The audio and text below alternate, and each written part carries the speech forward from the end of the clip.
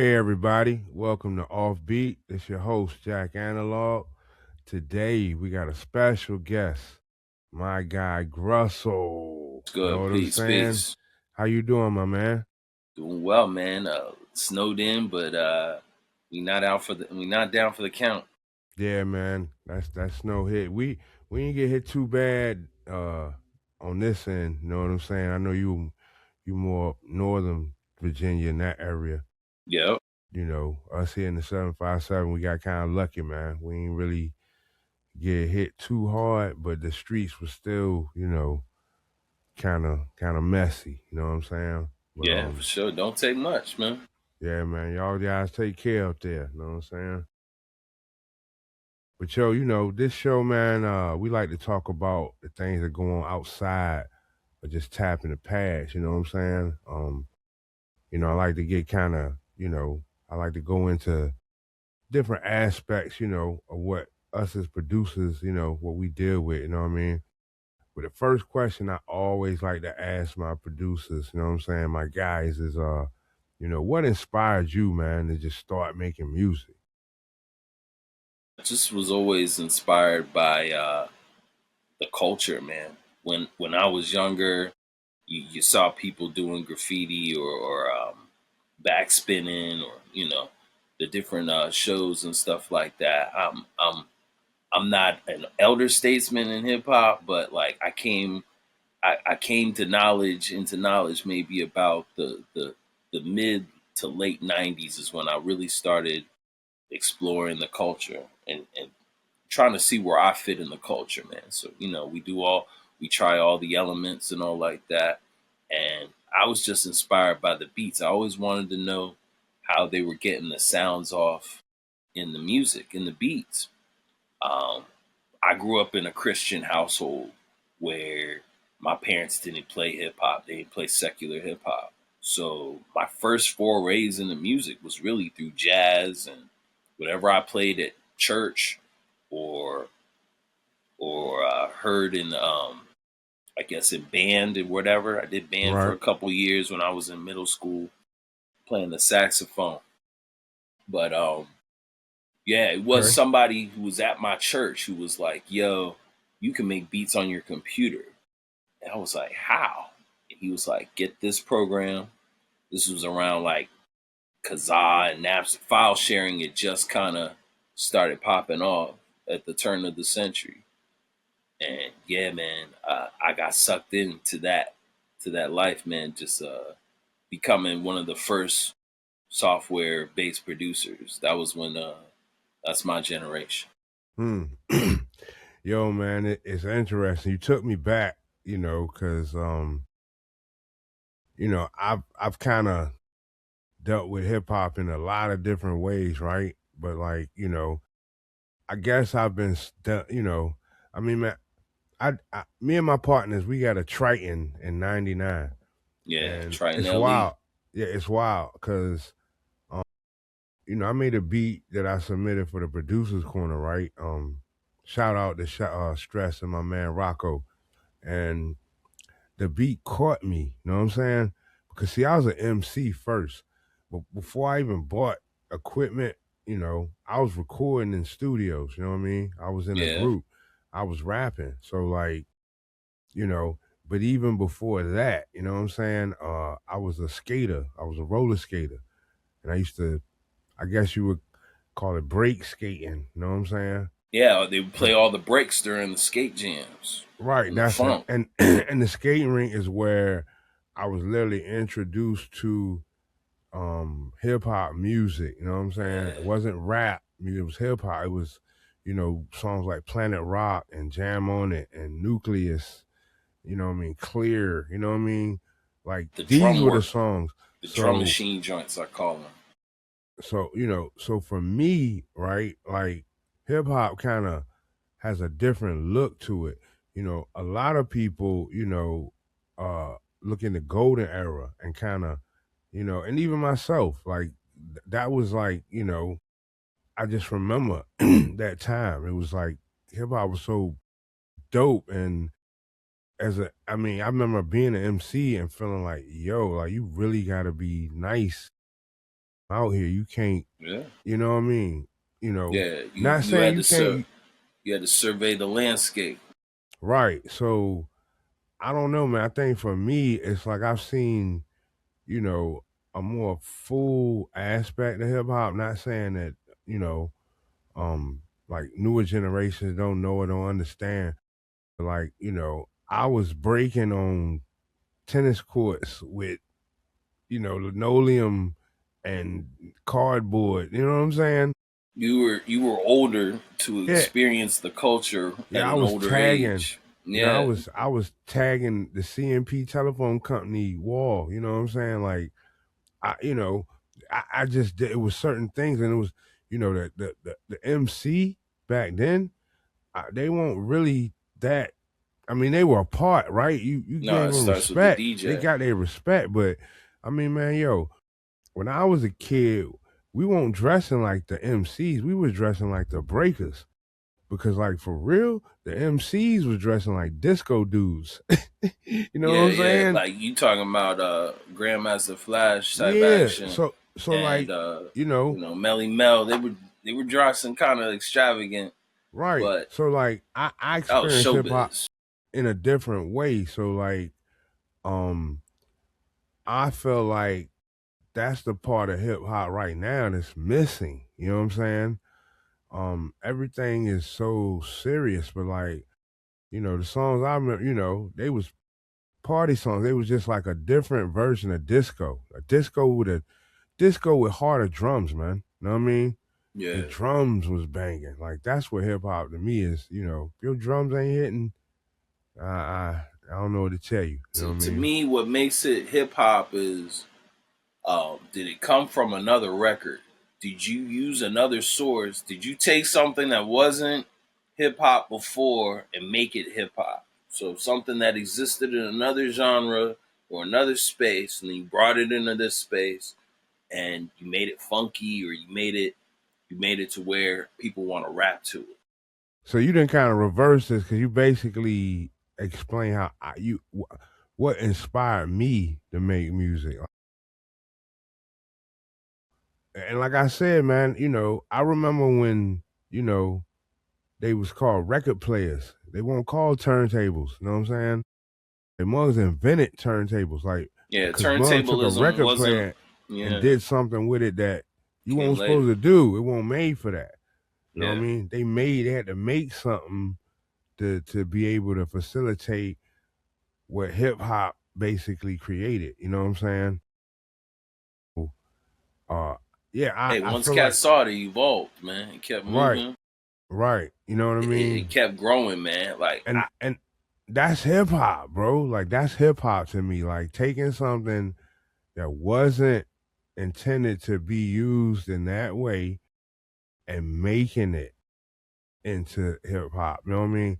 That's why hip hop is the mesh of all genres. Like, you know, we talk about these sub cultures in hip hop, but I mean like for real, to me it's just the culmination, man. You know what I'm saying? Like it didn't invent anything; it reinvented everything. right. It takes everything and restructures it. You know what I'm saying? It's like taking a regular home and turning it into a modular home where, you know, you don't have to have, you know, the traditional way of building your house. Mug can come with a crane and two uh sections, whop, whop, your crib built in a day. You know what I mean? Like it's still the same principle. It's just a different process. You know what I mean? Um, so like what? So based on like your inspiration, like what kind of carried you into like actually saying like, yo, um, I'm about to go grab me this, or I'm about to get this What kicked it computer. I'm about to off? get. What sparked it?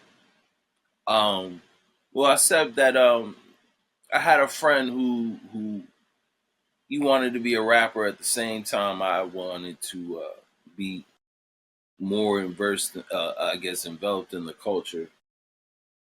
And he would rap. He was the first Christian rapper I ever met, and he put me on the Fruity Loops. But at the time, I had been doing um, early versions of pause tapes before he showed me how to do Fruity Loops or what Fruity Loops was as a software DAW. I didn't know what a DAW was.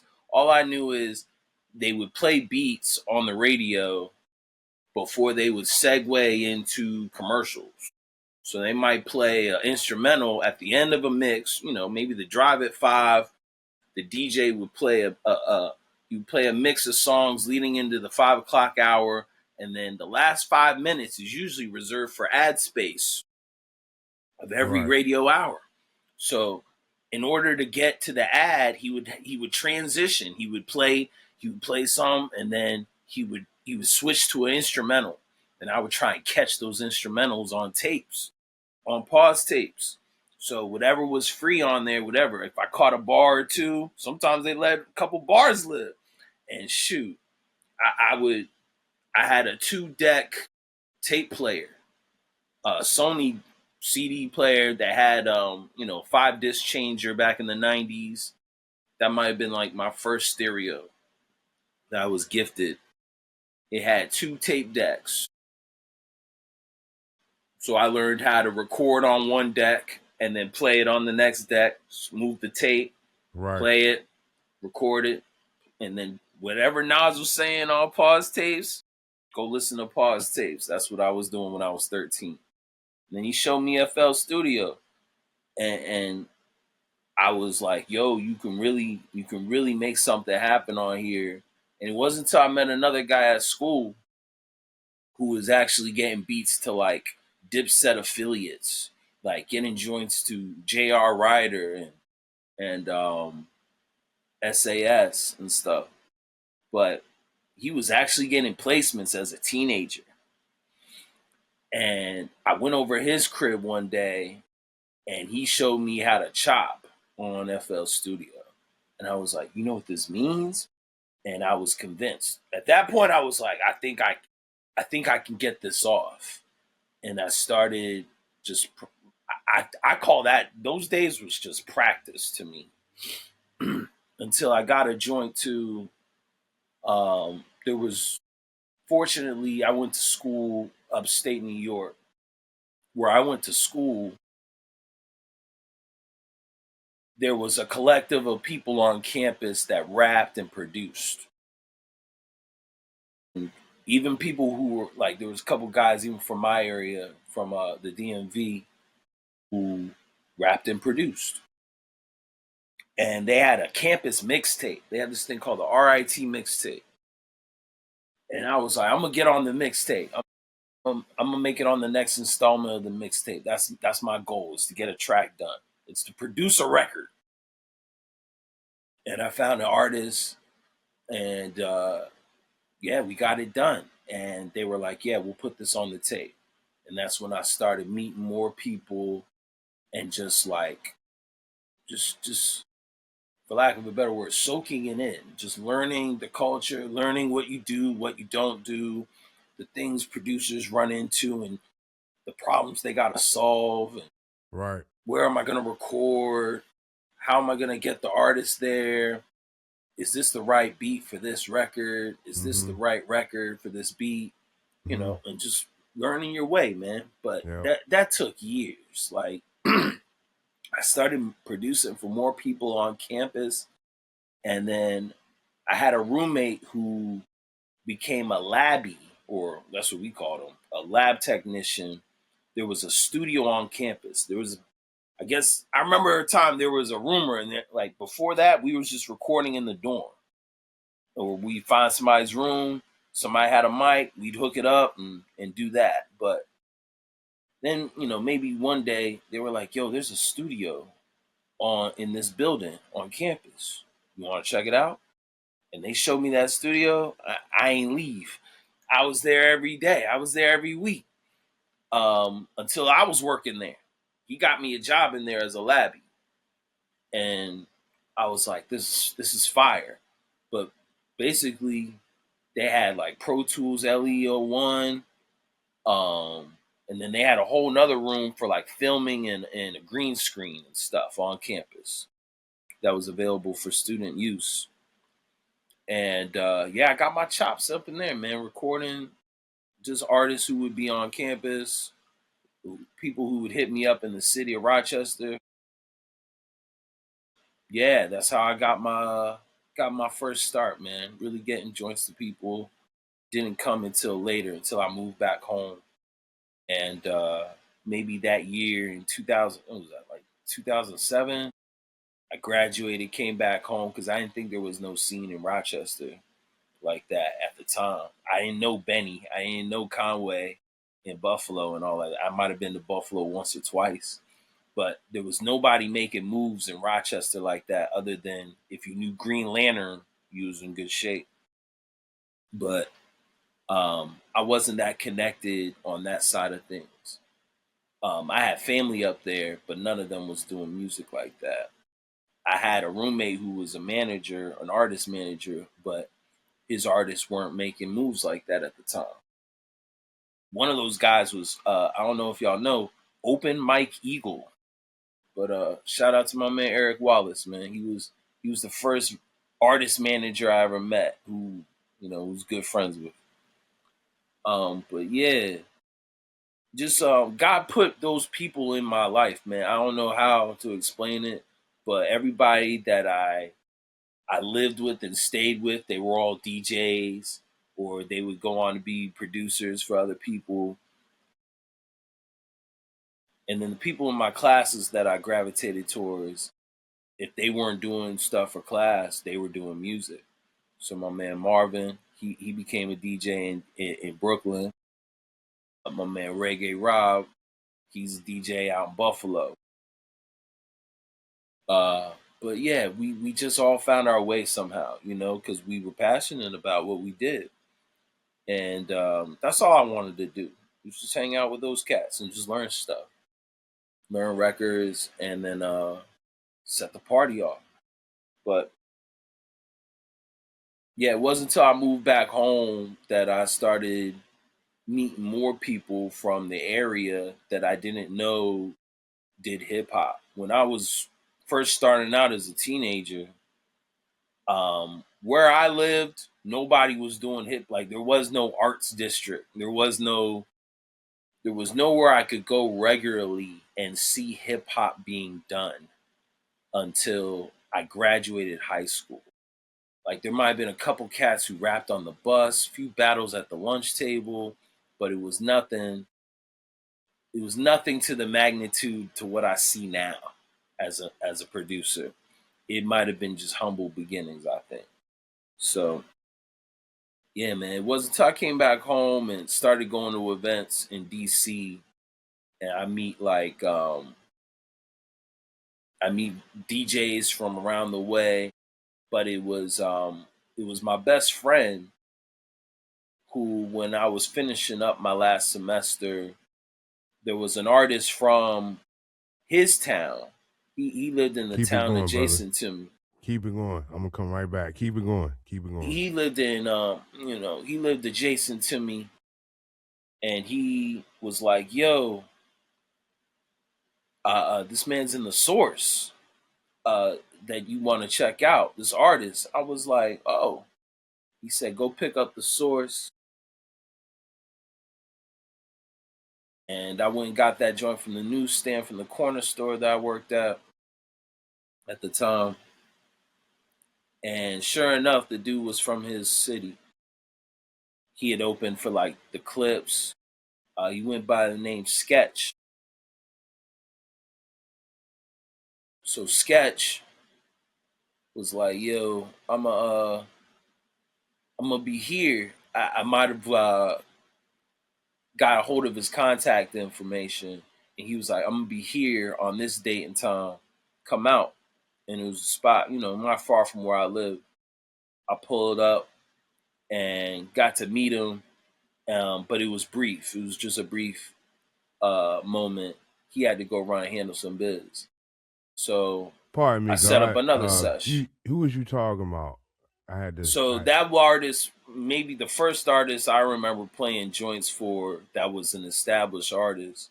He went by the name Sketch. Um, Sketch is a rapper from Fox Mill, Reston. Okay. So he I knew a lot of people from Reston and Herndon, because I got friends and fam that live out that way. So I was like, well, maybe I can get a track with this guy, and met up with him. And I remember playing like mad beats for Sketch, and he might have picked like 7 of them. I might have played like 40 beats. He picked like 6 or 7 that he was liking, but nothing really materialized after that. And then it might have been a little later down the line where he introduces me to another artist that he was working with by the name of K Beta. And K Beta was making some noise in the DMV for sure at that time, with an independent label called Interloop Records. So he was doing time and he got out of jail, and then he dropped his record with Interloop, and it was buzzing in the streets up here and a few other places, but it got some good reviews on the independent scene and the underground scene, to where I was like, yo, I'm gonna get some tracks of this guy. I turns out he's from where I'm from, uh, like the Manassas area, and he had stayed out a few places where I stayed around the way. So we shared that fact, and we just had good chemistry on tracks. And I gave him a few joints. I played him a few joints. I would go to their event. He would throw events with another dude. Shouts out to Faraz, and they had Beta Roz Entertainment, and they would throw events out in like Herndon and Reston, and eventually all over the DMV. But at that time, it was mostly just Herndon, Reston, that they would regularly have something. So I pull up, and I would just pull up and play beats in the car. And honestly, that's my favorite thing to do, is play music in my car that I might have been working on, and just sharing it. These are ideas, it may not be a full song or whatever, but if I play joints for you in the whip, know that I care. I love it. So yeah, uh, fast forward, I might have gave a couple joints to Beta that I played him in the car that night, and he was planning to drop an album, maybe in a year or two.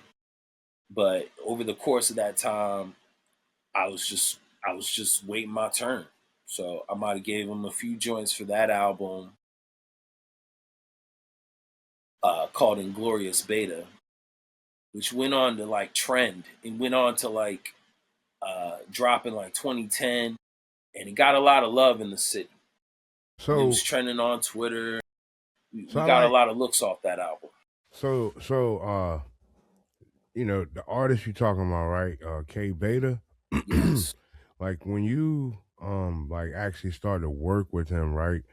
Um was it just like uh a natural connections, like, where like no matter what you made was dope, or like, oh yeah, so how was the how did the relationship develop? Because like a lot It of developed producers because don't it turned out understand he that. was connected to more people than I initially thought. And if I don't meet Beta, I don't really meet half of the DMV, because he was that prevalent. Like most of the people that I come to learn as artists that I went on to work with later, it's because of my work with K Beta.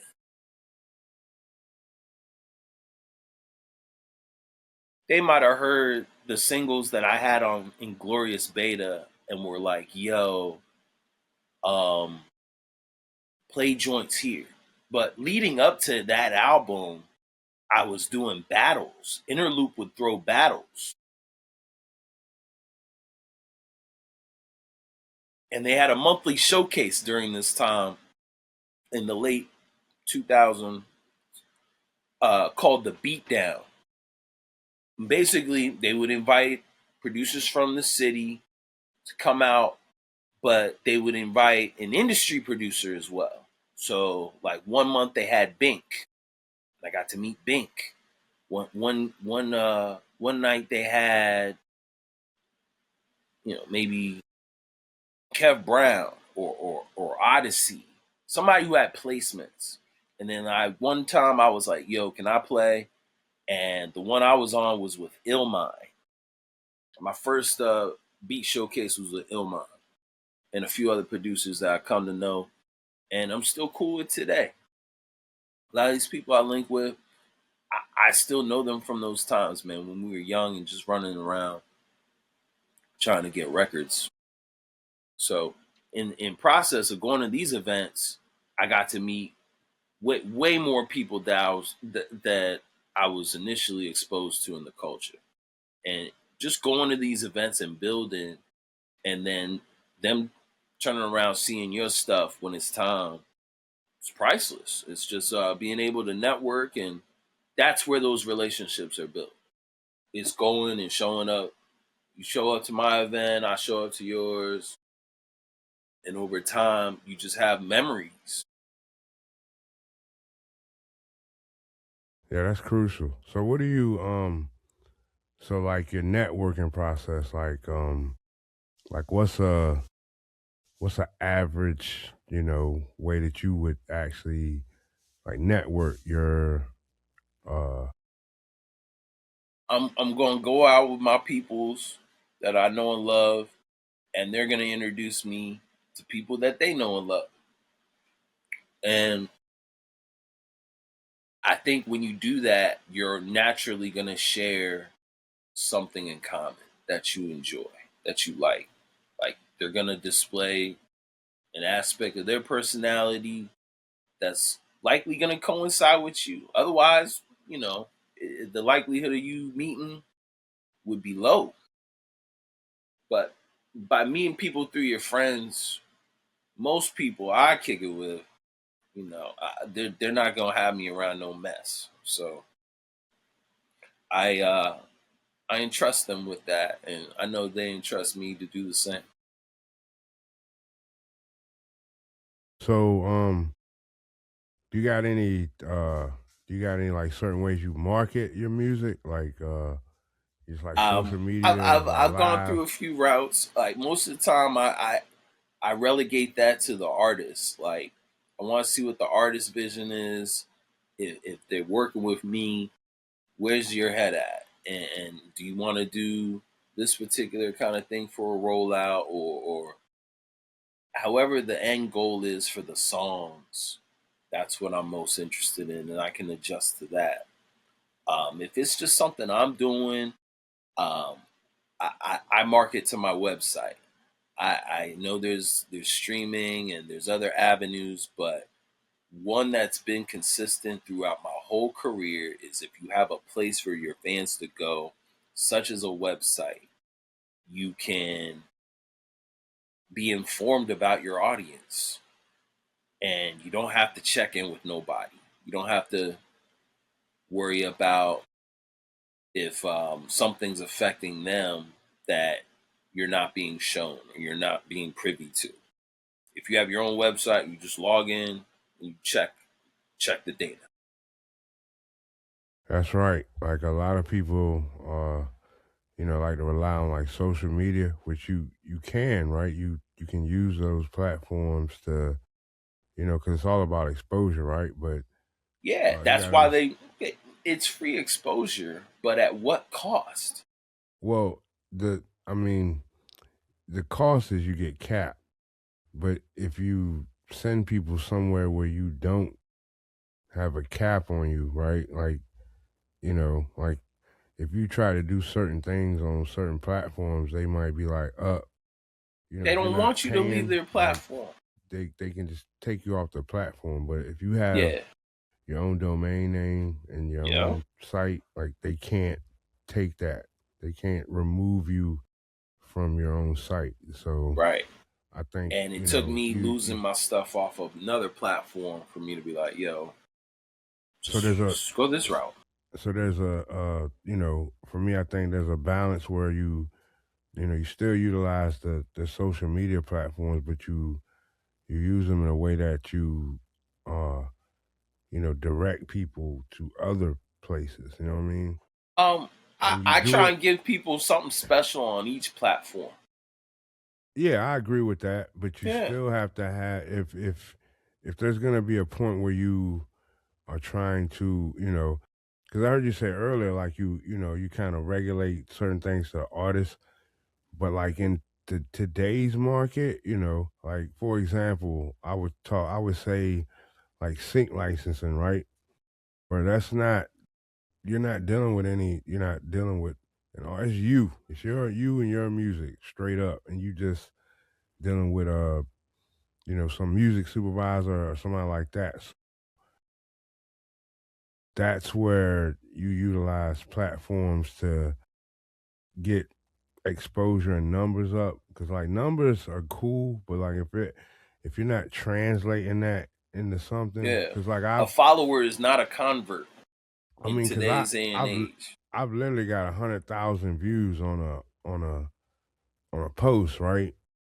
But I didn't have nowhere to direct, uh, Yeah, and you got to have a call to action. it's not like I would have directed 100,000, right? But if I could have got, I mean, I say 1%. You know what I'm saying? That's Yeah, still a yeah. thousand That's people, all. man. You know I what I'm think saying? that's what Or people they am I saying have that right? major expectations when they put their stuff up on DSPs, and it's an eye opener when they send you the data back and Well, having a place to DSPs, send yeah, people back to. DSP should be a marketing tool. I don't people look at Yeah, it should DSPs be free as the promotion. as the and I remember 2021 I put out something right. I put out and it was the first ever album that I put on my own that went to all the major distributors like coming from my era where you had to go to like disc makers and get CDs made, like, and do all this stuff, man, and just to get your stuff out, and then you still, you didn't really have no way to distribute. You know what I mean? Like, you weren't gonna get it in like all the record stores. You know what I'm saying? Like, so to be able to just have it to where people can access it was a goal achieved for me personally, right?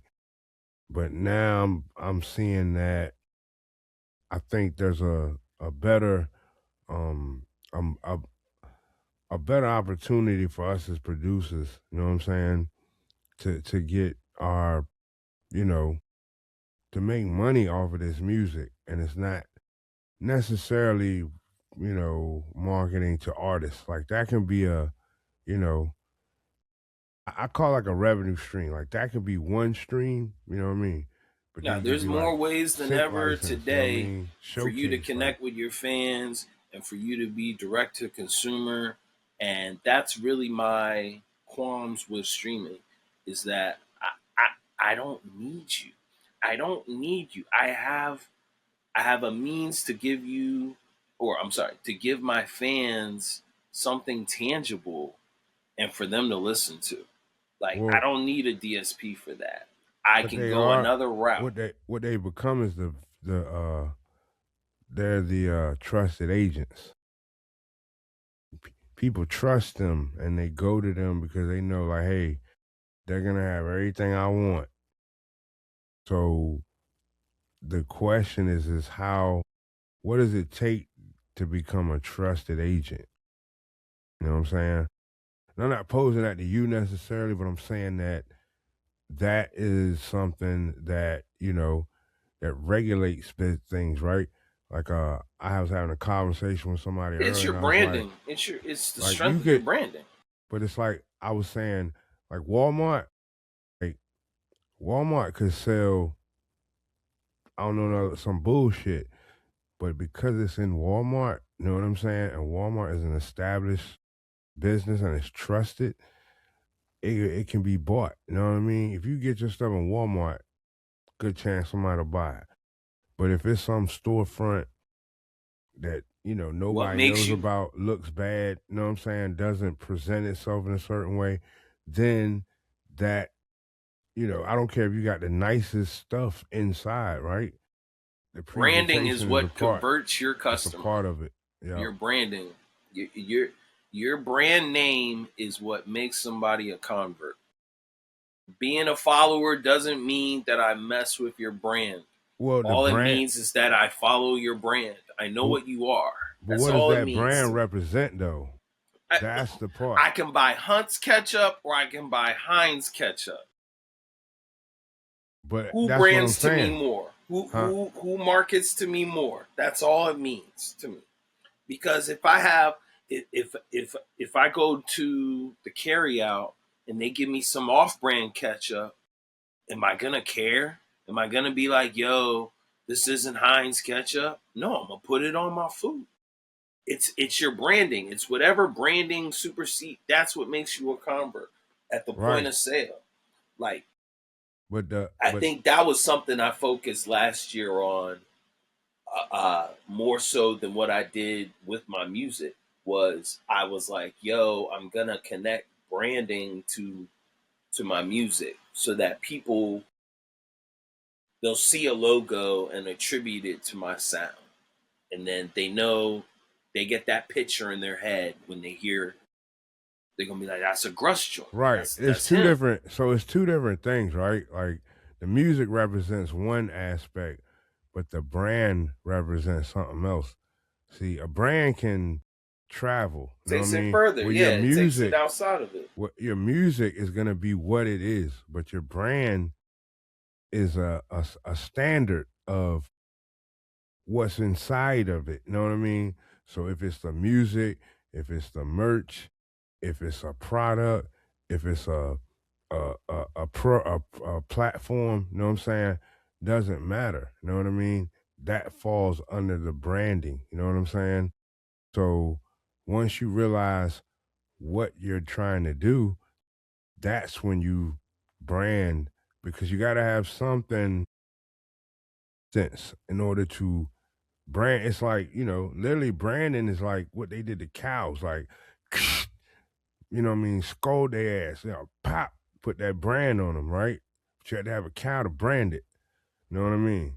So you got to have some substance in order to brand. Like I think we talk about branding, but like you know, if you took a Coke bottle, you know what I'm saying, and poured some 7-Eleven Coca-Cola in it, you know what I mean? And you drank it, you'd be like, you would know the difference. You know what I'm saying? So Yeah, my point is that branding is beautiful, but the brand has to match the quality. You know what I mean? Whatever that brand represents, it's got to stay. It's got to hold that standard. You know what I mean? yeah. If you have that consistency, people will be familiar with your brand, Yeah, I and mean that's they'll know part of that that's part of the strength. right. That's the brand. That's the you know really the branding is almost the in a way the last thing, kind of the first and last in a way because it has to hold whatever it's representing has to When maintain itself. You know what I you mean? see music To push that before you brand hear the forward. music, you visualize something about your music before you take it in. There's going to be a visual. There's going to be something that you read or look at that's connected to the music. Bare minimum, there's going to be something there that's branded or tied to the medium that you're looking at it for. Like if I Right. play a record on my stories, I'm gonna either give it a cover or I'm gonna give it a title, something for someone to look at, a video, a visual. You know, there's some producers who they're lazy and they'll just post the wave from QuickTime and they'll just show that. But you're seeing something that connects you with the sound. And I think, man, like what I know I get what you're saying because I don't I mean I've done it but I don't I'm not quick to just go post. You know, first of all, I'm not so quick to just post what I do. First of all, right? There was a time where as soon as I made something, I posted. You know what I'm saying? But Yeah, I realized like, hey, I don't. Everything has a time and a place. You know what I'm saying? You yeah, know, and also knowing that I have the ability to make you know to do this over again. You know what I'm saying? Like this is a rinse and repeat process, which in itself is crazy because like I was thinking earlier, like, yo, like I've listened to so many songs in my life, you know what I mean? And then I've made so many tracks in my life, like, and I don't, you know what I mean? now Like, I couldn't begin to fathom how many songs or how much music I listen to. Period. Like, yeah, I can't put a number on that.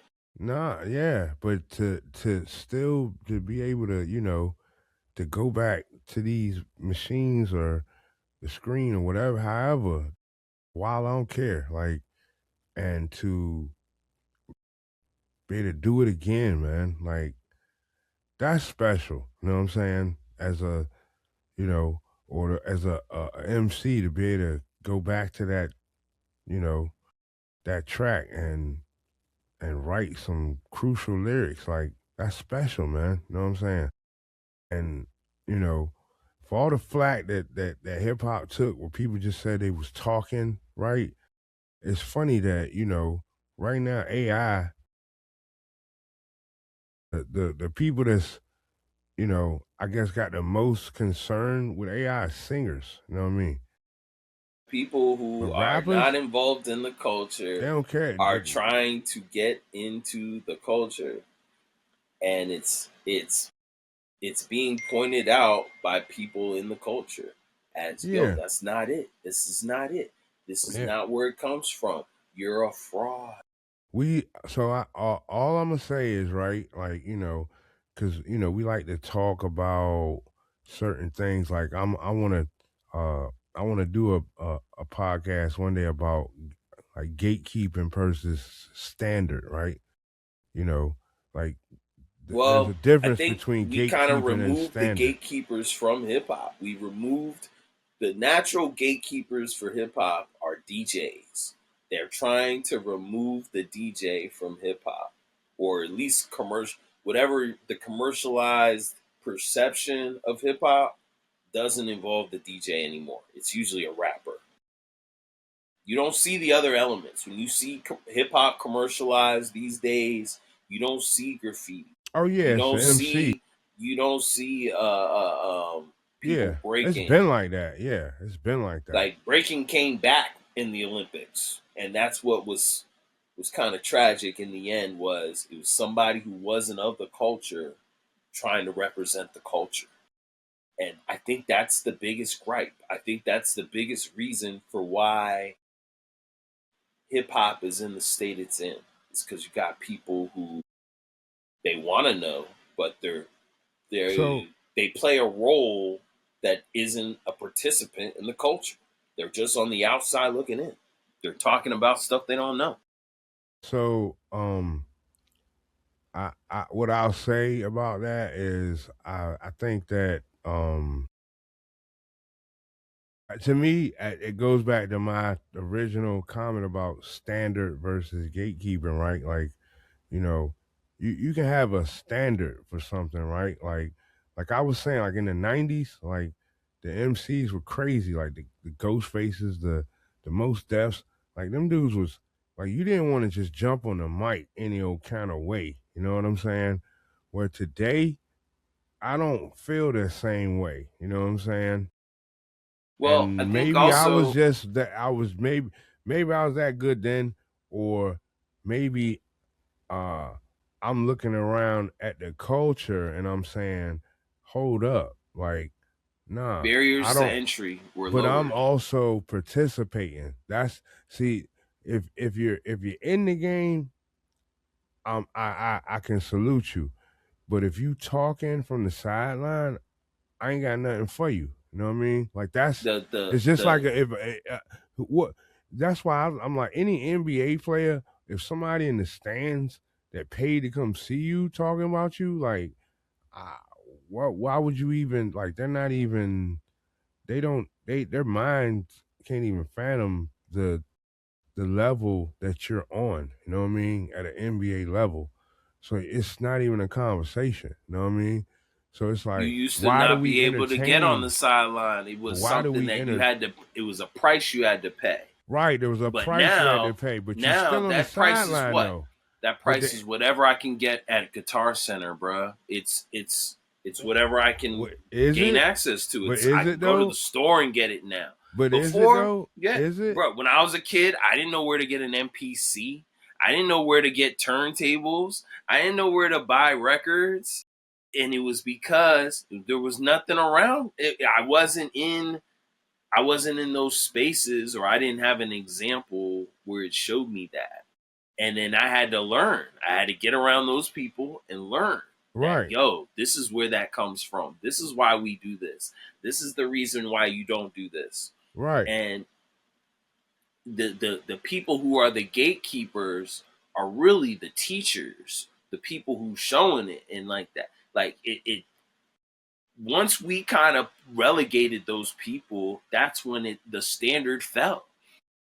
If we ain't got teachers teaching standardized tests, the standard's gonna fall because we're not learning from the test. We're not learning. Yo, these guys are taking the test and they're failing. They're not they're not reverent. They're not showing reverence to the teachers. They're not going to the old G's and being like, yo, I like the way you rap. So for me, I kind of got a different perspective, and what I saw was is that the guys that knew didn't want to tell you anything. You know what I'm saying? I worked in studios. I used to look at the engineer. I used to try to learn even just something like as simple as him moving the fader a certain. He would stop and turn around and be like, "What you need, bro?" You know what I'm saying? Like You you say, he you was a can labby. We only called really them learn runners. by We called them watching. runners back in the day, right? But Yeah. like, yo, I was like, yo, like nobody wanted to show you nothing. And like the higher the levels went, the less they wanted to show you, bro. You know what I'm saying? And that's what I lived for years. And finally I said, you know what?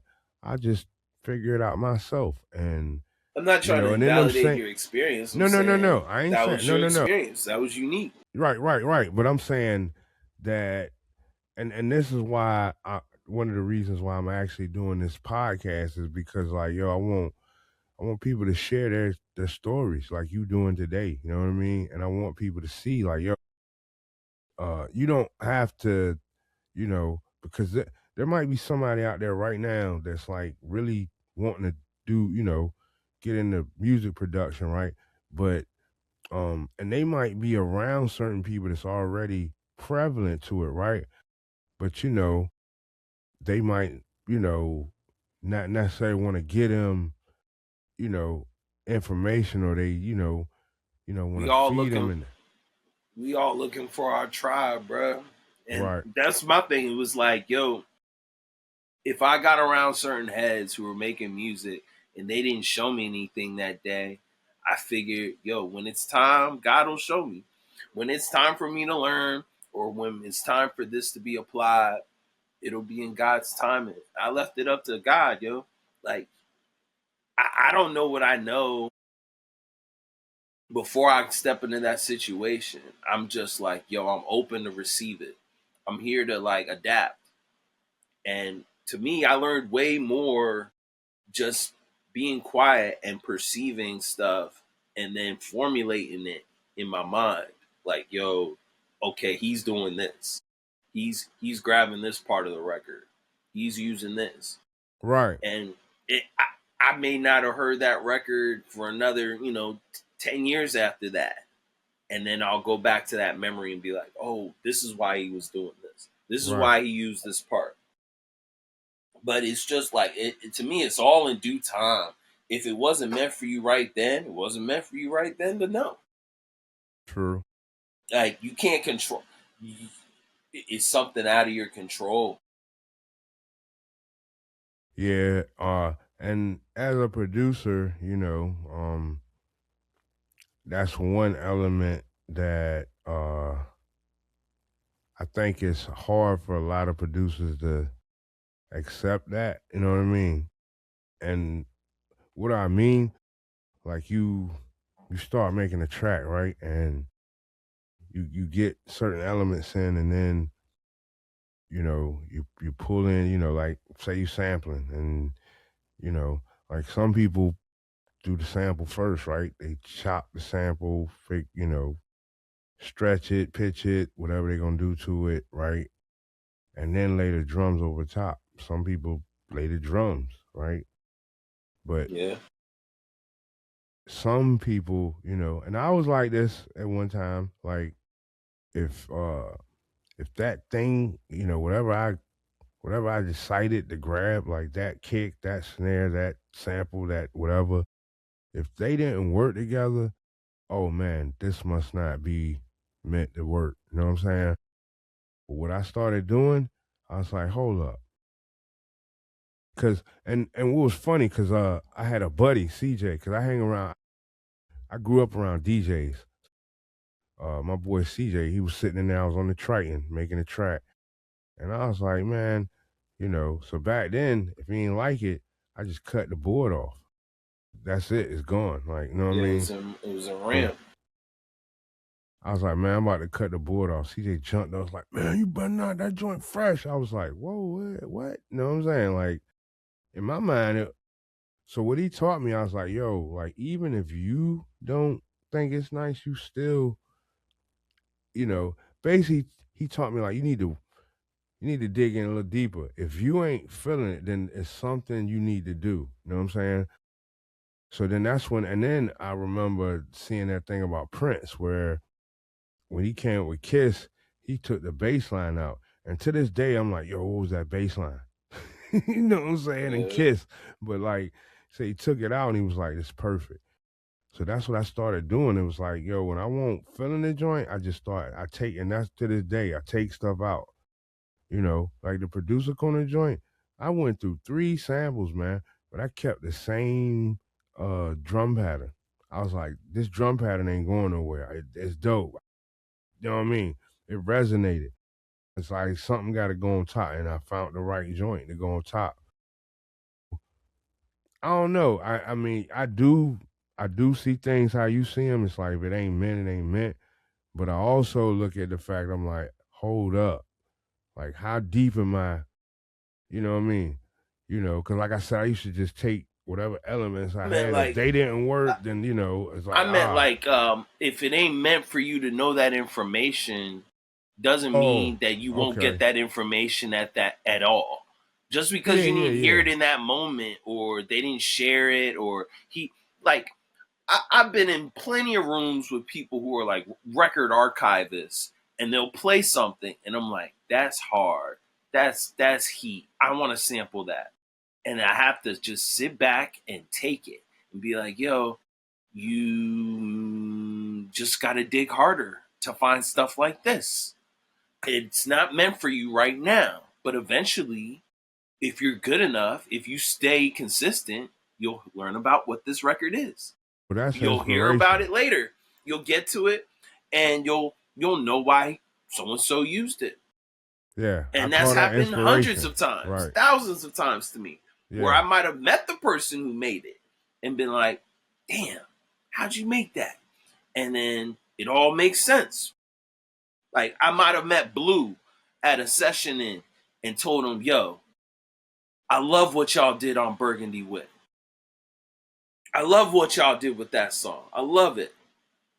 And even though I don't know all the elements and all the things that might have went into that record, because I study stuff like that, but for that particular record, I can't rattle it off the top of my head. That doesn't mean I can't enjoy it. Doesn't mean that I won't learn about it later. It's just for right now, it is what it is. Like with making beats, I think I approached it like how you were saying, but eventually I stopped caring. I was just like, yo, does it feel good or does it not feel good?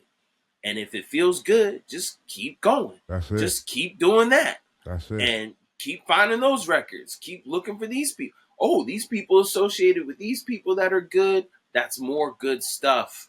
Just start with good stuff.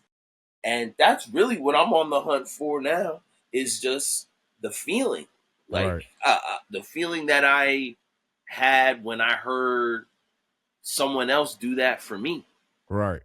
That I'm still exactly. chasing that. Like I'm Exactly. still chasing that energy when I might have heard a particular or a notable producer play music and Right. how I felt in that moment. Like this is like I've been privy to hearing certain joints off the box that it was made on. Like um I remember one time I went to a showcase and Grap Lover, Pete Rock's brother, played Faking Jacks off the disc. He had the disc and played it off the SP 1200. And I was like, no way. No way. Yeah. I had a And buddy that had samples had tracks that Pete Rock sent him on floppies, man. He loaded up in his ASR. Like it was wild. And this dude played for Florida State too. He played basketball. He beat Duke. Like mm-hmm. wild dude, you know what I'm saying? But yo, man, so I knew off the bat that you was gonna be you know, you gonna be like a 2, 3, 4 timer. You know what I'm saying? Like, um, I asked one question and you ran. You know what I mean? And it's beautiful. If you're a passionate brother, man, I definitely appreciate you. And Thank you for I'm gonna having go me. ahead and say on the record, like, I need one of them tracks. You know what I mean? Yeah, we're gonna have to find the right thing for you. No doubt. I mean, I ain't, I done already heard. So you like, it's it's not gonna be. You got a certain style that like I just it automatic like see in my head how my head lean already. Like when I the style, man, like it's crazy. I Just love it. some of my influences, man. Yeah, I've yeah, been privy to some ill moments and yeah, got to share some space with some cool cats in the game, man. yeah, man. Beautiful thing, man. And hopefully we'll be able to capture all that on the next round, brother. Know what I'm saying? But Yes, yo, sir. I appreciate you. My peoples appreciate you, man, out there in offbeat world. Uh, No doubt, no any doubt. closing thoughts, man? Quick Uh, question though. I yeah. like to ask before you go. So if you was you now, right? Uh, if you was you when you were first starting, right? When you first, when they told you like, yo, you can get a laptop and a software and make music, right? If you was you now, right, but you now knowing what you know, or maybe that 12-year old that just got an MPC for Christmas, or that 40-year old that got koala, like what would you tell them, you know what I'm saying, like in their first venture into music production? What would you tell them, like, yo, I think you need to do. Just advice for young producers: just keep digging. Learn how to create your own sound. Um, there's there's there's always gonna be a new way to look at old stuff, and it's how I make my sound. It's just keep digging in the crates, learn your breaks, um, and chase the source. Don't chase what cats is talking about. Look for the source, man. Look for the origin. Look for how they did it originally, and you'll understand it way better. If you understand it at its foundations and where stuff comes from, you'll only get better. Hey, yo, man, once again, man, I appreciate you, man. My man Grussel, you know what I'm Yes, saying? sir. Definitely check me out. Grussel.com. GRUSSLE.com. Yeah. Hit him with All all the my stuff's socials, on there. bro.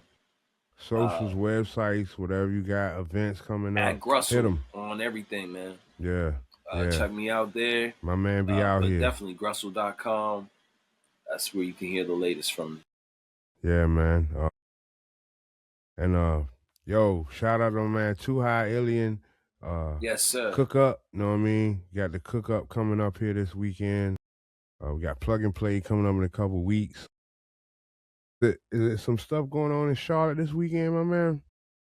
I think I heard Jack, another Big, guy I got to get on yeah. the program. Shouts out to Jack the General. We got something special for y'all too. Hmm. But yeah, I think there's a few events coming up, man. Dilla Day is looking really nice, man. Dilla Yeah. Month is Yeah. shaping up to be real tough Yeah. on all fronts, man. Shouts out to the Yeah. foundation, Yeah. And Tony that, Smith, my Dukes. hey, and that was dope meeting him the other night in the That's the homie, man. I've been yeah. playing beats for Tone and heard a lot of my beats. Yo, A lot of joints. I mean, he it was a first for me, but like, it was wild because like I didn't know until after everything was over. So I'm like, oh wow, you know what I'm Oh, saying? that he was in the spot. Yeah, I just like, yo, the producer, you know what I'm saying? Like, He even is. like over He is. I Quiet as know. kept. I mean, Quiet as but kept. He I is a mean producer and he is, engineer. but I'm like, had I known it would have I'm not saying anything would have changed, but I'm just saying like the knowing of that's Dilla's stepdads in the chat with you, like that would have been, you know what I mean? I don't know, you know what I mean? But me finding I out knew him after the before fact, that. I knew him before he was Dilla's step pops. hmm, You might have judged the battle that I did, and that's how we came. That's how we became to be friends after. Because he was like, "Where can I hear more?" I was like, "Why don't I just play more for you?" I said, "Yo, hop in the whip and play joints in the car." And that's how I network. That's how you can get exposure, but you gotta put yourself on the market. You gotta put yourself out there. true indeed, my man. Yo, man, we're gonna definitely get together, man, here shortly. We're gonna let that snow melt a little bit. Yes, If we sir. get outside, I hear we in for another round of it. Actually, I don't want to hear that. no, I hey, mean, if so, I mean, hey, man, that means I'll be able to get you right back here, man, and we can go into some other things.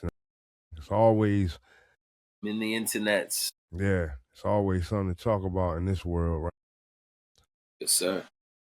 But once again, man, I'd like to say thanks to my man Grussel. You know what I'm saying? Appreciate you guys out there in the land. And like I like to always say, my man tell me to tell y'all, Bumba Clyde. Peace. Peace.